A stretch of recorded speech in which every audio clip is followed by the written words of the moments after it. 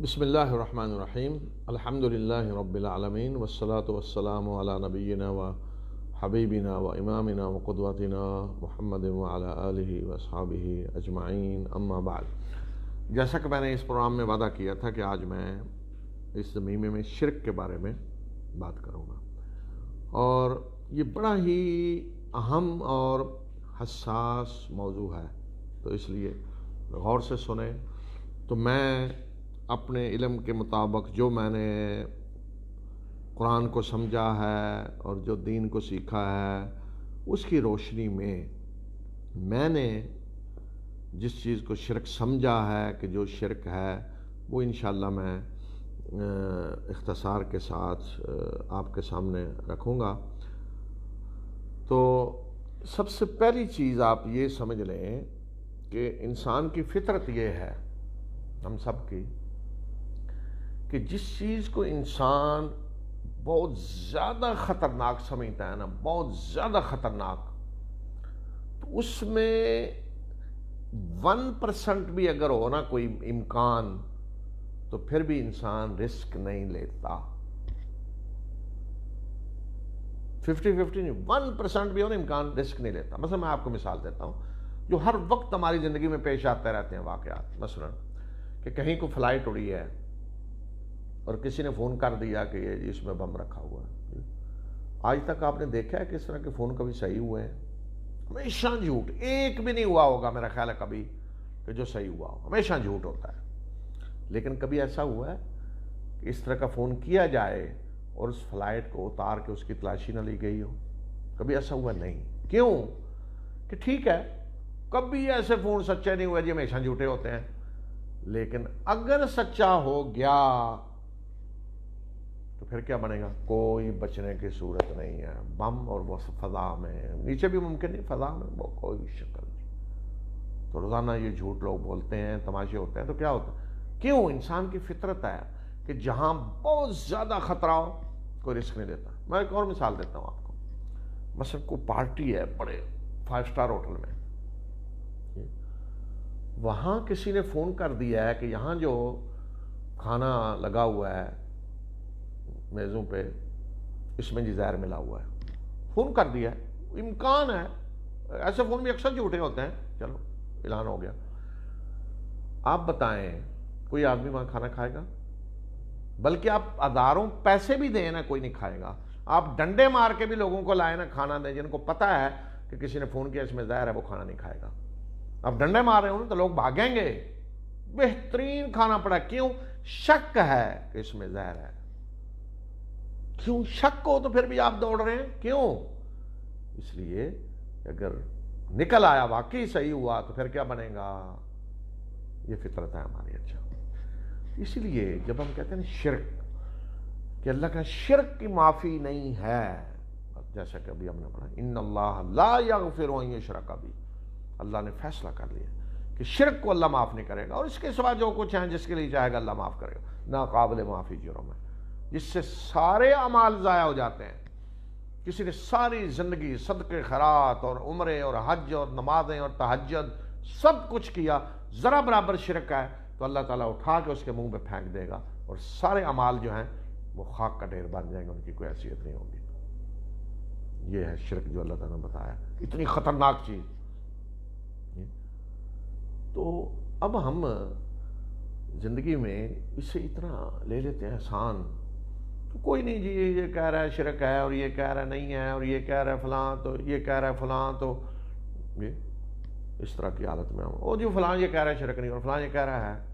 اچھا، تو آج میں آپ کو بڑے آسان ایک طریقہ بتاتا ہوں سمجھنے کا کہ شرک کیا ہے، کیونکہ عوام کسی حد تک جو کہتے ہیں کہ کیونکہ ان کے سامنے علماء ہی کہیں کھڑے ہو کر کہہ رہے ہوتے ہیں یہ شرک نہیں ہے، دوسری طرف علماء کہہ رہے ہیں یہ شرک ہے، دوسرے کہتے ہیں نہیں یہ شرک نہیں ہے، وہ ان کی حوصلہ افزائی ہو رہی، کریں جی کریں، کوئی فکر نہیں، ایسا ہی ڈرا رہے ہیں شرک نہیں ہے۔ اچھا، حالانکہ اللہ کے ہاں تو کوئی یہ کہہ کے نہیں بچ سکے گا کہ فلاں عالم نے مجھے کہا تھا یہ شرک نہیں ہے، اس لیے کہ دوسری طرف وہ بھی تو کہنے والا ہوگا نا، جو کہہ رہا ہے شرک، تو اللہ تعالیٰ کہے گا دوسری طرف جو کہہ رہا تھا یہ شرک ہے، اس کی بات کیوں نہیں سنی، اور تمہیں جو عقل دی تھی ہم نے اس پہ غور و فکر کیوں نہیں کیا؟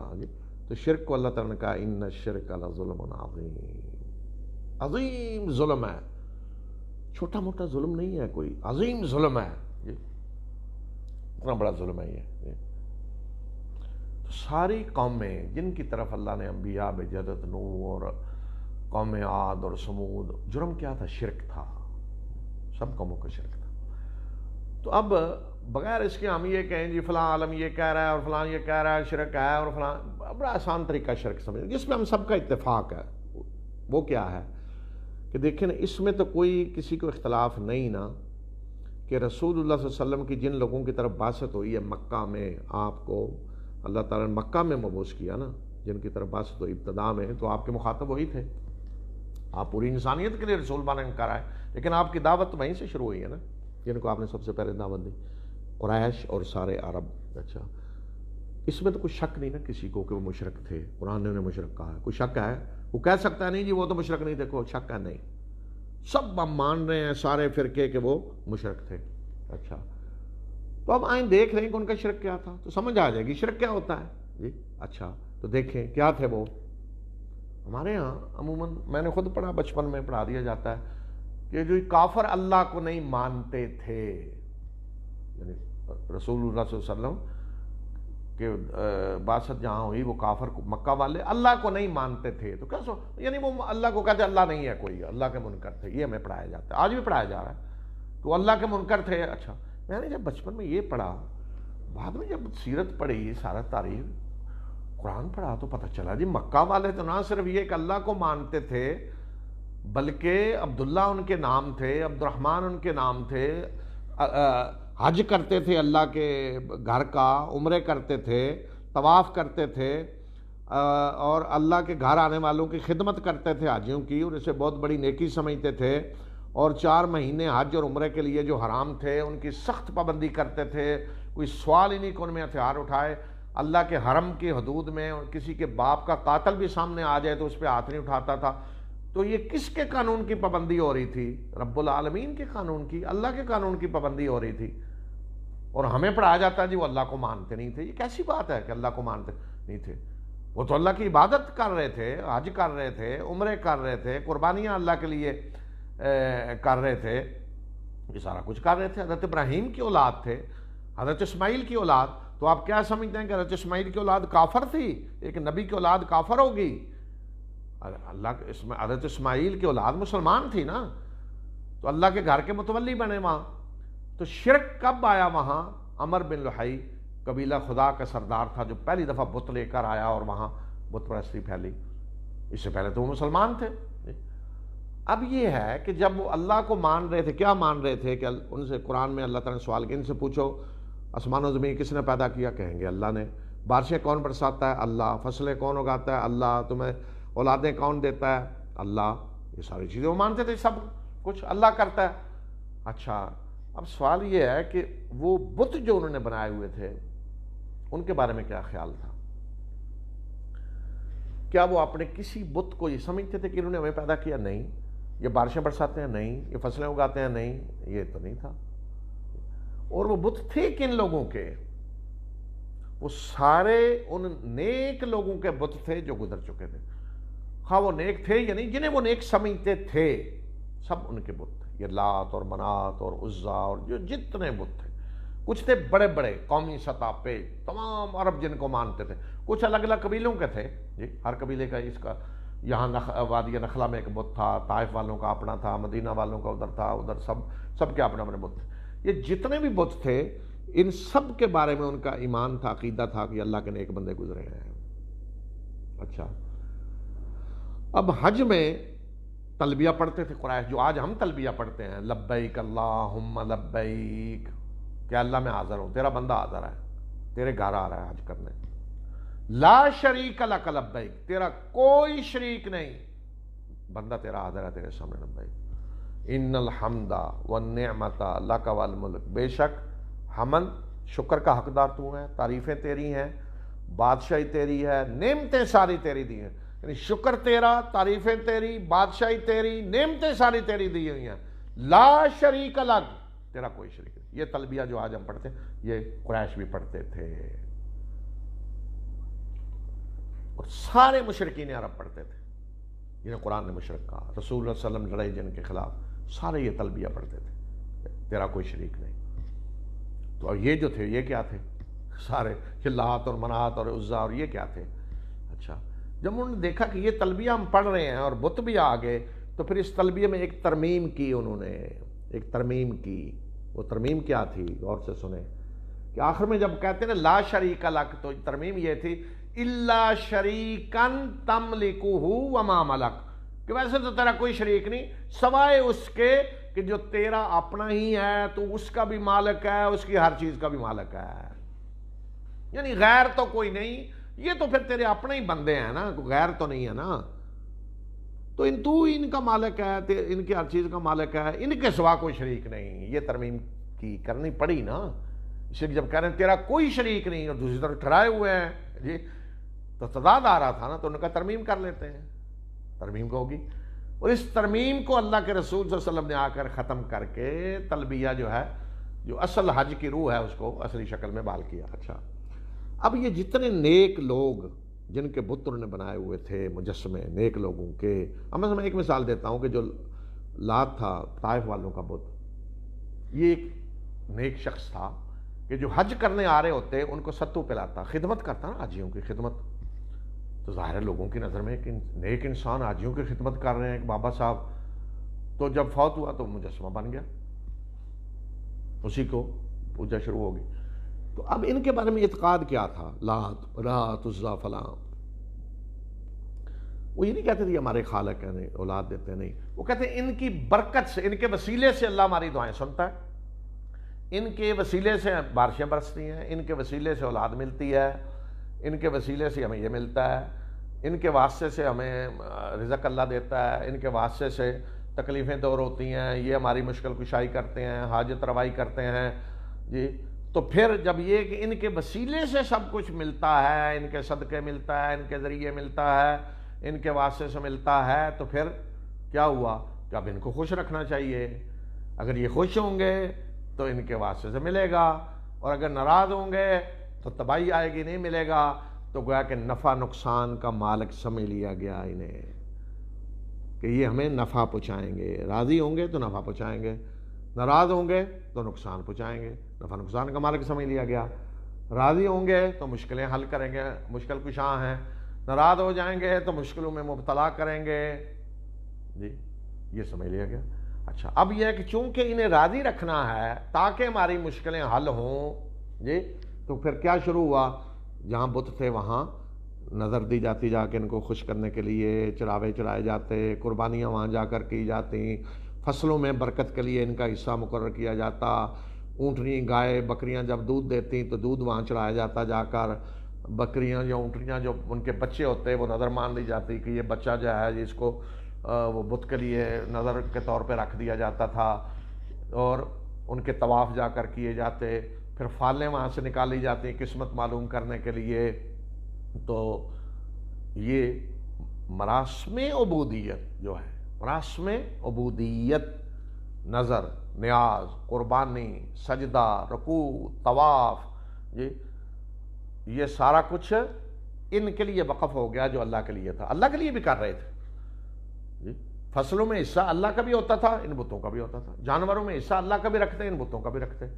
البتہ یہ تھا کہ اللہ کا حصہ اگر کہیں مارا گیا کہ موسم کی وجہ سے تو کوئی معاملہ نہیں، بت کا اگر مارا گیا تو نہیں، وہ اللہ کا حصہ ادھر ڈال دیتے۔ آگے آ رہا ہے یہ مکی صورت میں اللہ تعالیٰ نے بتایا ان کی ساری حرکتیں جو کیا کرتے تھے۔ اچھا، تو پھر اللہ کے گھر کا جس طرح حج ہوتا تھا، ان میں سے ہر ایک کا حج ہوتا تھا، ہر ایک کا حج ہوتا تھا، باقاعدہ فکس ہوتا تھا۔ آج کی اصطلاح میں جسے ہم عرس کہتے ہیں نا، وہ حج باقاعدہ ہوتا تھا۔ ہر بت کے سال میں ایک دن وقت مقرر تھے، 3-4 دن، وہاں وہ آتے، آ کے قربانیاں کرتے، نظریں دیتے، نیازیں دیتے، دور سے سفر کر کے آتے سارے قبائل، میلے لگتے، ان کے طواف ہوتے، یہ ہر بت کا ہوتا تھا مقرر ایک حج، ہر کا، یہ منات کا ہے، یہ لات کا ہے، عزا کا ہے، فلاں کا ہے، فلاں کا ہے، حج ہوتے۔ اور عام عمرے، جس طرح اللہ کے گھر کے عمرے ہوتے ہیں، ان کے بھی عمرے بھی ہوتے تھے، کہ جس طرح کوئی آپ پڑھیں نا تاریخ میں، مثلا کسی کا واقعہ فلاں اسلام سے پہلے فلاں کدھر میں جی عمرہ کرنے جا رہا تھا تو میرے ساتھ یہ ہو، اسلام سے پہلے۔ اچھا، اسی طرح یہ بھی ملے گا کہ فلاں جی فلاں وہ بت پہ عمرہ کرنے جا رہا تھا، بت کے اس کے زیارت کے لیے جا رہا تھا، تو یہ مراسم عبودیت سارے ان کے لیے ہو گئے. ان سے لوگ ڈرنے لگے کہ نفع بھی پہنچاتے ہیں، نقصان بھی پہنچاتے ہیں، اور یہ اللہ کے چہتے ہیں، پیارے ہیں، جو کچھ ملے گا انہی کے ذریعے ہمیں اللہ سے ملے گا، اور آخرت میں بھی، جو آخرت پر ایمان، آخرت میں بھی ہمیں اللہ سے بچائیں گے. اگر ہم ان کے چاہنے والے ہیں، ان کے لیے نظریں دیتے ہیں، نیازیں دیتے ہیں، ان کے جا کے طواف کرتے ہیں، جی ان سے ہمارا یہ خاص تعلق ہے، ان سے مانگتے ہیں ہم سارا، تو اللہ کے ہاں بھی ہمیں یہ بچائیں گے. ایک تو ان سے دعائیں مانگتے، جو بھی اللہ سے مانگنا ہے وہ ان سے مانگتے کہ یہ اللہ سے لے کر دیں گے ہمیں. جی آگے آئیں گے آیتیں، میں سارا وہاں بھی اشارہ کروں گا کہ دیکھیں کہ جب ان سے پوچھا جاتا ہے یہ کیا ہے، تو کہتے ہیں یہ سفارشی ہیں ہمارے اللہ کے ہاں، سفارش کریں گے ہماری. تو ان کو یہ سمجھا جاتا تھا کہ خدا نہیں سمجھے، یہ خدا ہیں. اچھا، ان میں سے ہر ایک کو وہ الہ کہتے تھے. الہ جمع تھی آلہہ. تو اس لیے قرآن نے جب آ کے کہا ہے نا لا الہ، اللہ کے رسول صلی اللہ علیہ وسلم کی دعوت کیا تھی؟ لا الہ، کوئی الہ نہیں. ان میں سے ہر ایک الہ تھا. لات بھی الہ تھا، منات بھی الہ تھا، عزا بھی الہ تھا، فلاں بھی الہ تھا، سینکڑوں الہ. جب قرآن آ کے کہہ رہا ہے لا الہ، کوئی الہ نہیں، تو یہی چیز تھی جہاں انہیں آگ لگ گئی کہ ہمارے سارے الہوں کی نفی کر دی ہے کہ یہ کوئی اختیار نہیں رکھتے، کوئی طاقت نہیں رکھتے، یہ نفع نقصان کے مالک نہیں ہیں، یہ کچھ نہیں کر سکتے، یہ ایک پھوٹی کوڑی کسی کو نہیں دے سکتے، ان کے پاس کوئی اختیار نہیں، سارا جی انہوں نے نفی کر دی. اور کہتے جی ہمارے الہوں کو برا بلا کہتے ہیں. آپ نے کہیں دیکھا ہے کہ اللہ کے رسول نے صحابہ نے کسی کو برا بلا کہا؟ برا بلا ان کی نظروں میں کیا تھا کہ یہ کہتے ہیں ان کے پاس کوئی اختیار نہیں، کوئی طاقت نہیں، ان کی توہین کرتے ہیں. یہ توہین تھی ان کی نظر میں کہ یہ کہتے ہیں ان کے پاس کوئی اختیار نہیں، کوئی طاقت نہیں، یہ کچھ نہیں کر سکتے، نہ کسی بگڑی بنا سکتے ہیں. وہ کہتے ہیں یہ تو بگڑیاں یہی بناتے ہیں، ہماری بیڑیاں یہی تارتے ہیں. جی تو سب کو الہ کہتے تھے. تو نبی صلی اللہ علیہ وسلم کہتے دعوت کلمہ ہی ہے کہ کوئی الہ، لا الہ، کوئی الہ نہیں، تو سب کی نفی ہو گئی. تو اس لیے انہوں نے کہا اجعل الآلہۃ الہا واحدہ، کہ انہوں نے کیا کیا کہ سب الہوں کو ختم کر کے ایک الہ بنا دیا. کون؟ اللہ.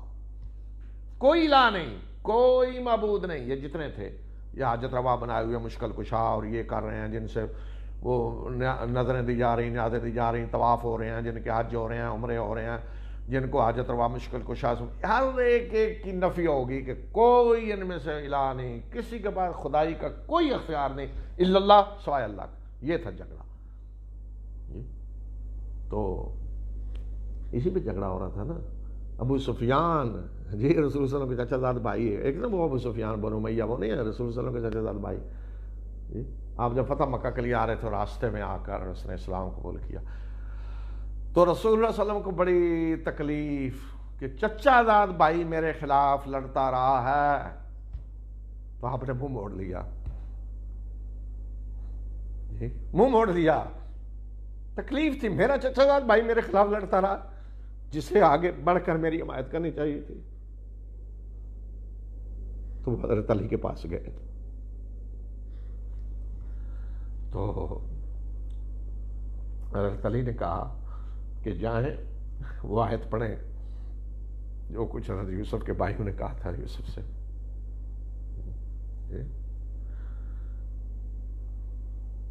کہ معافی مانگی. تو آپ نے وہی جواب میں کہہ دیا لا تثریب علیکم، کوئی معاف کر دیا، ٹھیک ہے. تو پھر وہاں ابو سفیان نے جو شعر کہے جی، تو اس میں انہوں نے کہا کہ میں آج تک لات کے سوار بن کے لڑ رہا تھا آپ کے خلاف، لات کا لشکر، لات کے غلبے کے لیے لڑ رہا تھا. تو لڑائی کس کے کیوں ہو رہی تھی؟ رسول اللہ صلی اللہ علیہ وسلم سب کی کنہیں کے خلاف ہو رہی تھی نا. دیکھیں جنگ عہد میں جب وقتی فتح ہوگی مشرکین کو مسلمانوں کی غلطی کی وجہ سے، ابو سفیان نے کیا نعرہ لگایا؟ اولو حبل، حبل زندہ باد، حبل کی وجہ سے یہ سارا کچھ ہوا ہے. یہی تھا نا، حبل کی وجہ لڑ رہے تھے نا. یہ حبل کی سربلندی، لات کی سربلندی، منات کی، یہ الہ تھے نا سارے. تو جب اللہ تعالیٰ کہہ رہے ہیں لا الہ، کوئی الہ نہیں، تو ان سب کی نفی ہو رہی تھی نا. تو اہم بات کیا ہے جو آج ہم نہیں سمجھتے، اور یہی اس وقت بھی ایشو تھا. ہم کہتے ہیں جی شرک تو یہ ہے کہ کوئی بت بنا کے نا آپ کہیں وہ کھڑا کر رہے ہیں تو شرک ہے. اصل یہ ہے کہ بت کس کے بنے ہوئے تھے؟ اللہ کے نیک بندوں کے بت بنے ہوئے تھے. حضرت عبداللہ بن عباس رضی اللہ تعالیٰ عنہما کہتے ہیں کہ جتنے بت تھے نا قوم نوح میں، جن کا سورہ نوح میں ذکر آیا ہے، سارے کے سارے نیک لوگ تھے. ان کے یادگار کے طور پہ لوگوں نے مجسمے بنائے، بعد میں ان کی پوجا شروع ہو گئی. تو ہمیشہ یہی ہوا ہے، اللہ کے نیک بندوں کے بت بنائے گئے اور انہیں اللہ کے ساتھ شریک ٹھہرایا گیا. تو آج بھی جو شرک ہو رہا ہے نا امت اسلامیہ میں، وہ یہی ہے، رتی برابر کو فرق نہیں قریش کے شرک میں اور آج ہمارے ہاں جو شرک ہو رہا ہے، رتی برابر کو فرق نہیں. آج بھی کیا ہے، یہ اللہ کے جی نیک بندے ہیں، اللہ کے اپنے ہیں، پیارے ہیں، محبوب ہیں، ان کے واسطے سے ہمیں ملے گا، ان کے وسیلے سے ہم دعائیں کریں گے.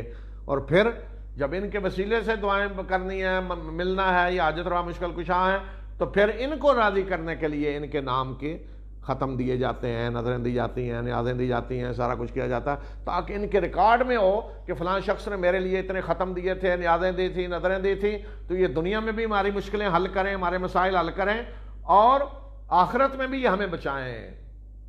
اب بتائیں یہ عقیدہ اور قریش کا کوئی فرق ہے؟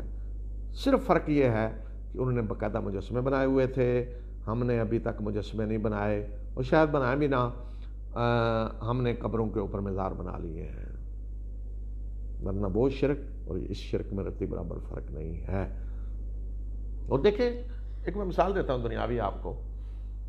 مثلا کوئی شخص الیکشن جیتتا ہے، لوگوں کو امید ہے کہ اس نے وزیر بن جانا ہے، تو آپ دیکھتے ہیں ہر اس کے شہر میں نا سب نے بینر لگایا، ہم جی فلاں کو وزیر یا وزیر بن گیا، مثلا وزیر بننے پہ مبارکباد دے رہے ہیں، ادھر بینر لگے مبارکباد دے رہے ہیں، وزیر بننے پہ مبارکباد دے رہے ہیں، سارے شہر میں بینر لگے.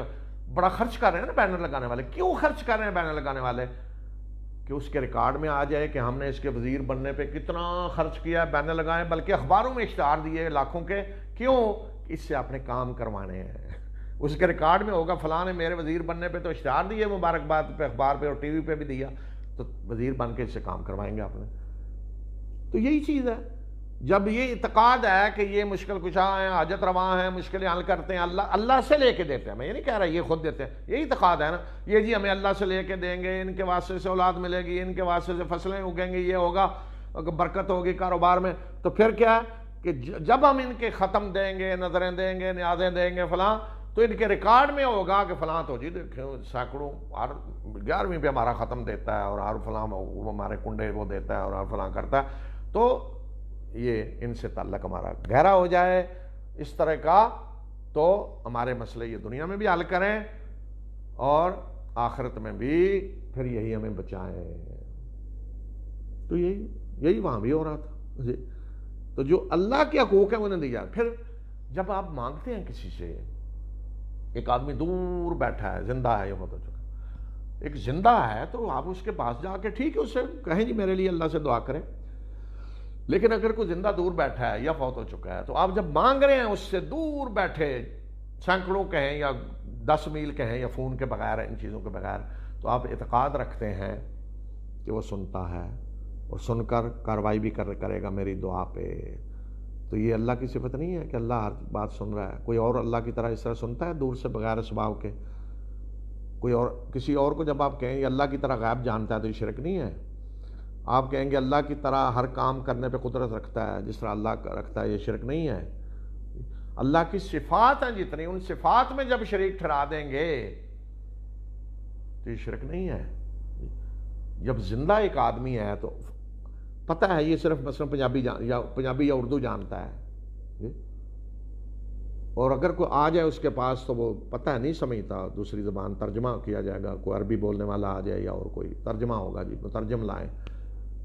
اور جب وہ دنیا سے چلا جاتا ہے اللہ کا کوئی نیک بندہ، تو ساری زبانیں سمجھنے لگتا ہے، دنیا کی ہر زبان سمجھ رہا ہے، ہر زبان میں اسے پکارا جا رہا ہے کہیں بھی، اور سب کی وہ سن رہا ہے. یہ کیا بنا دیا آپ نے؟ یہ الوہیت کے اختیارات نہیں ہیں. یہ اسی طرح نہیں سمجھنا جا رہا کہ نفع نقصان کے یہ مالک ہیں. یہی تو الوہیت ہے، یہی تو الہ ہونا ہے. تو یہ نفی نہیں ہو رہی لا الہ الا اللہ کی، یہ سب ہم نے الہ نہیں بنائے ہوئے۔ یہ بے شک کوئی کہے جی میری باتیں سخت لگ رہی ہیں، بے شک لگیں، لیکن میں اللہ کے ہاں کہہ سکوں گا کہ مجھے جو علم ملا ہے، میں نے جو قرآن سمجھا اس کے مطابق میں نے بتا دیا کہ یہ ہے شرک۔ اور کوئی اگر کہتا ہے یہ نہیں تو ٹھیک ہے، اللہ کے ہاں جا کر بھگت لے گا دیکھ لے گا کہ پھر کیا نتیجہ نکلتا ہے۔ تو یہ جو کچھ دیکھیں ہو رہا ہے نا، یہ جو عرس ہے نا، یہ حج ہیں۔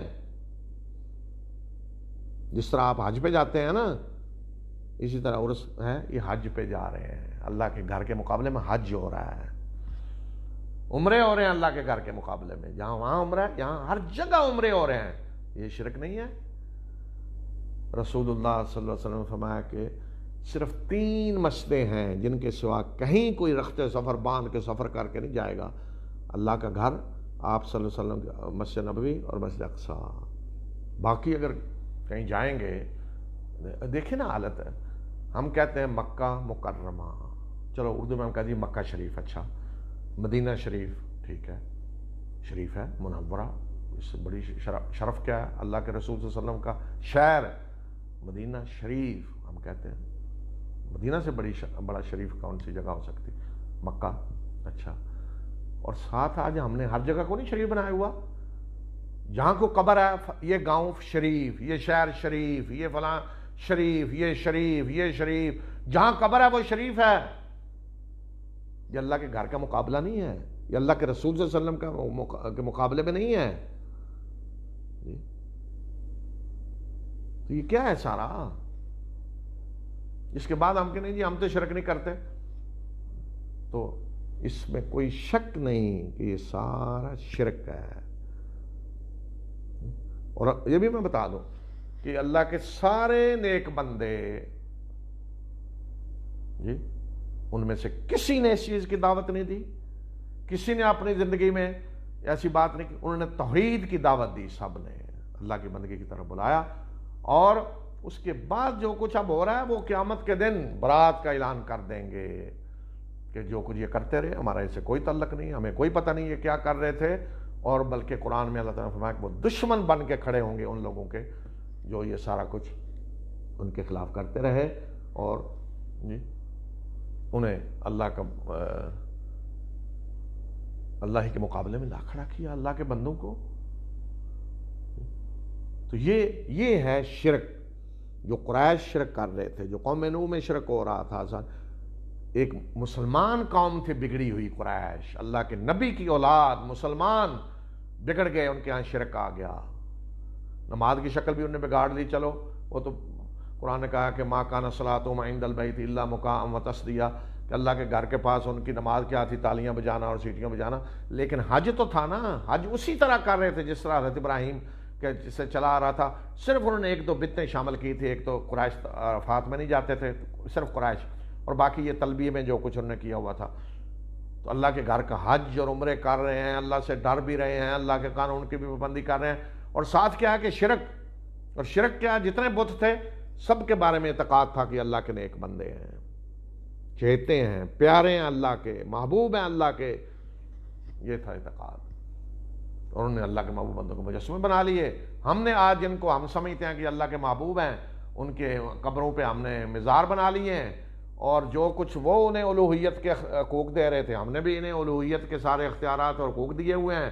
ہم بھی ان سے اس طرح ڈرتے ہیں جس طرح اللہ سے ڈرنا چاہیے، ان سے وہ محبت کرتے ہیں جو محبت اللہ سے ہونی چاہیے۔ حاجت روائی اور مشکل کشائی کے جو اختیارات اللہ کے پاس ہیں وہ ہم نے سارے ان کو دیے ہوئے ہیں۔ اور اس کے بعد ہم کہتے ہیں جی ہم تو اللہ کے رسول صلی اللہ علیہ وسلم کی امت ہیں، تو اللہ کے رسول صلی اللہ علیہ وسلم کے کس مقام کے لیے آئے؟ یہی تو آپ کی دعوت تھی نا، لا الہ الا اللہ، تو اسی چیز کی ہم نفی کر رہے ہیں۔ تو اللہ سے ہمیں ڈرنا چاہیے، سوچیں، غور و فکر کریں جی، تنہائی میں بیٹھ کے یکسو ہو کر تھوڑی دیر کے لیے سوچیں کہ ہم کس طرف جا رہے ہیں۔ اگر یہ شرک نکلا، میں سب کو کہتا ہے نہیں جی یہ فو ہے، تعویلیں فلاں، چلو آپ کر لیں آپ نے، لیکن تھوڑی دیر کے لیے سوچیں ذرا کبھی بیٹھ کے کہ اگر قیامت کے دن پتہ چلا کہ یہ شرک ہے تو پھر کیا بنے گا؟ کوئی گارنٹی دے رہا آپ کو لکھ کر کہ نہیں یہ شرک نہیں ہے، لکھ کر دے بھی تو کوئی حیثیت نہیں، اللہ کے ہاں تو نہیں چیز مانی جائے گی جی آپ کسی 100 مفتی بھی لکھ کر دے دیں کہ یہ شرک نہیں ہے، اور اگر اللہ کے ہاں شرک ہے تو اللہ نے تو نہیں ماننا کہ مفتی صاحب نے جی آپ کو لکھ کے دیا ہوا تھا، نہیں، وہ مفتی صاحب تو پکڑے جائیں گے اپنی جگہ، لیکن دوسرے وہ بھی نہیں بچیں گے جنہوں نے مفتی صاحب کے کہنے پہ شرک کیا ہے، وہ بھی نہیں بچیں گے جی۔ لیکن اگر سوچیں کہ لکھ دیا آپ کو کسی نے، لیکن اگر نکل آیا شرک تو پھر کیا بنے گا؟ یہ بھی تھوڑی دیر کے لیے سوچیں، اور یہی میں سمجھتا ہوں سب سے بڑی چیز ہے کہ اسی پہ ہم ذرا رمضان میں سوچیں یا آئندہ سوچیں کہ اگر جو کچھ ہو رہا ہے یہ شرک نکل آیا تو کیا بنے گا؟ اللہ تعالیٰ ہمیں شرک سے محفوظ رکھے۔ وآخر دعوانا الحمدللہ رب العالمین۔